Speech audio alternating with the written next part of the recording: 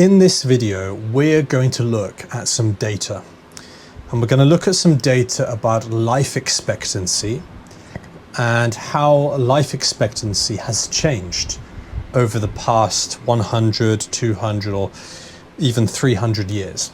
So that is what we're doing in this lesson. We're looking at statistics and data on life expectancy. So what we have here is we have a line graph. Okay, this is called a line graph. Let's read the description of the line graph.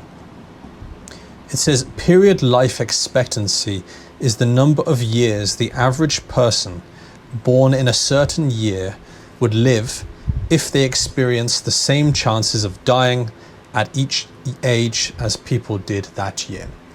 To put it simply, life expectancy is how long people live on average, or how long people lived on average in that year.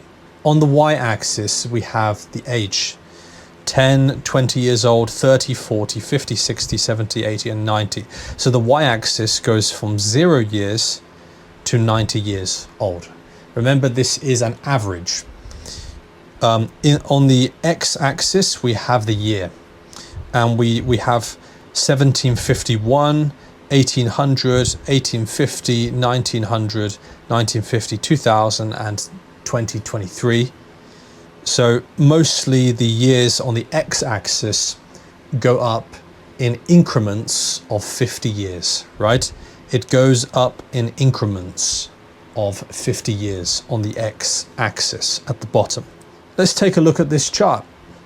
We can see that in 751, the average life expectancy was just below 40 years.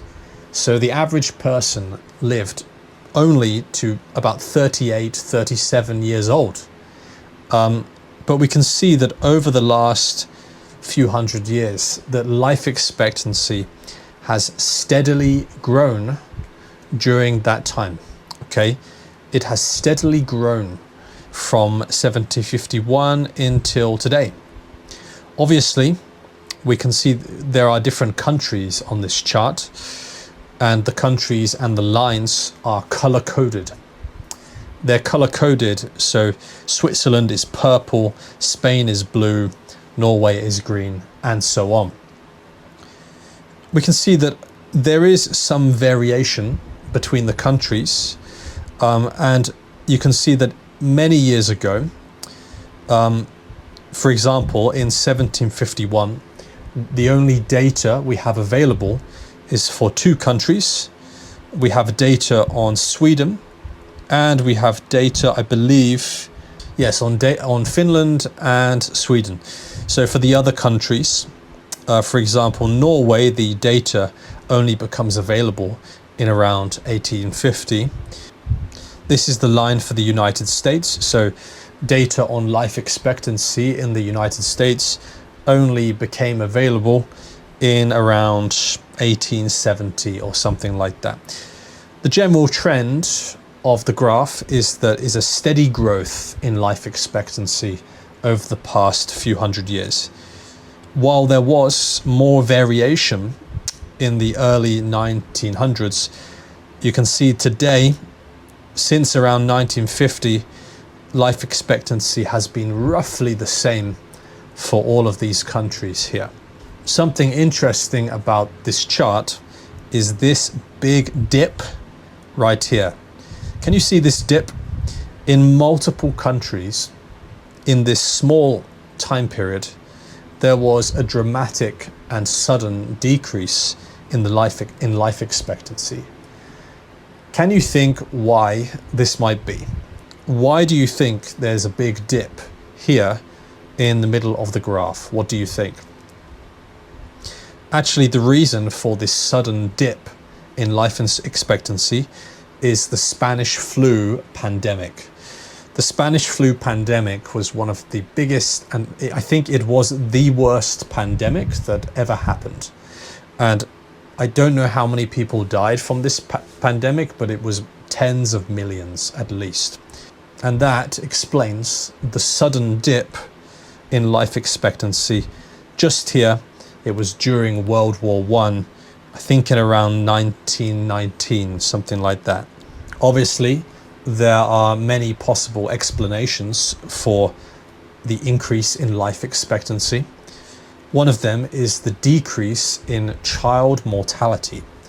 There is less child mortality, much less child mortality nowadays than there was, say, in 1750, meaning that less babies die right after being born nowadays. But that is not the only reason. Child mortality is not the only reason that explains the steady increase in life expectancy over the past few hundred years.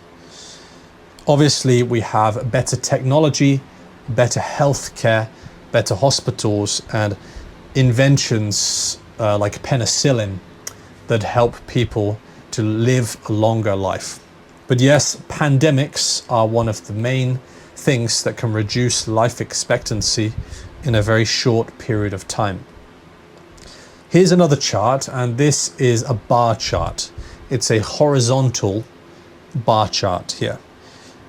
This shows the number of deaths, the global death toll from influenza pandemics. So COVID-19, the most recent pandemic, is not on this chart, but many of the biggest influenza pandemics are. Apparently, there was the Russian flu in 1889, which killed somewhere between 3.7 and 5 million people. Personally, I've never heard of this pandemic, but here is the Spanish flu.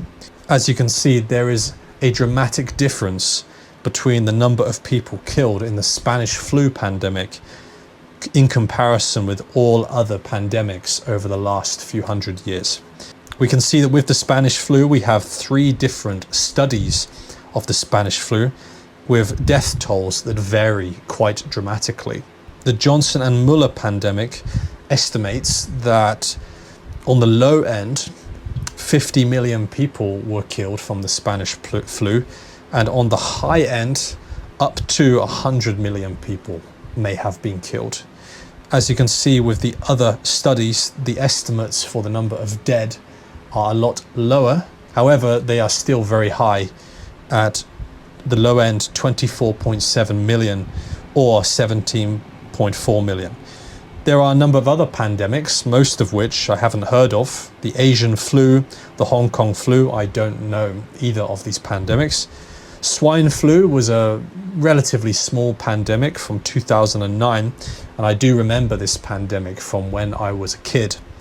People were very scared about the swine flu, but in the end, it turned out not to be a big deal. As you can see at the very bottom, the smallest part of the bar chart shows the typical flu season, and it shows that anywhere between 294,000 and 518,000 people die of respiratory deaths from the flu, the normal flu, every single year. Although I suspect most of these deaths are from quite elderly people. That's all I have for you today. I hope you've found this data and these statistics quite interesting. Thank you for watching, and I will see you in the next one. If you want more videos like this, go to EnglishSponge.com. On the website, you can find videos from many different teachers. You can choose which level you want: A1 beginner, A2 beginner, B1 intermediate, or B2 upper intermediate. You can choose which accent you want to listen to: American, British, Australian, and also other accents. You can choose which topic you want to listen to, and you can choose which grammar point you want to focus on. The website will track your time, so you can see how many minutes you have listened to comprehensible input today, yesterday, and for the whole month. So go to EnglishSponge.com. The link is in the description of the video.